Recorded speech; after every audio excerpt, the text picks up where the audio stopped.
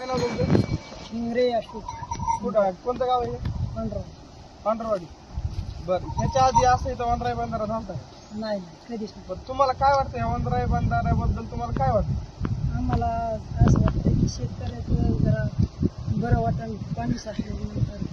पण ह्याच्या आधी जर इथं वनराई बंधारा झाला असतं तर हे आपली जनावर शेळ्या म्हशी ह्याच्यासाठी पण पाणी राहिलं असतं. हा पाणी राहिलं असतं. बरोबर आहे ना? हे आता पाणी राहिलं. आता हे जवळपास जानेवारी फेब्रुवारी पर्यंत पाणी टिकल. हो टिकल. याच्या आधी टिकल होतं का? नाही बरं, असे अजून किती झाले पाहिजे असं तुम्हाला वाटतं? आम्हाला असं वाटतं की बरंच झाले पाहिजे. हा, ह्याचा लय फायदा आहे. फायदा तर आहे. शेतकऱ्यांना पण आपण समजून सांगितलं पाहिजे. तुम्ही तुमच्या गावातले सरपंच उपसरपंच जे बी बॉडी असेल त्यांना पण तुम्ही समजून सांगितलं पाहिजे. येणाऱ्या काळात जे बी समजा डोंगराची डीप सिटी असेल, एलबीएस असेल किंवा असे वनराई बंधारे असतील, सिविड बंधारे असतील, असे भरपूर सारे पाणी अडवण्याचं जे बी सिस्टम असेल असं तुमच्या गावात झालं पाहिजे का? हो झालं पाहिजे. 100% वाटतं. 100%. बरं बरं, ठीक आहे, धन्यवाद.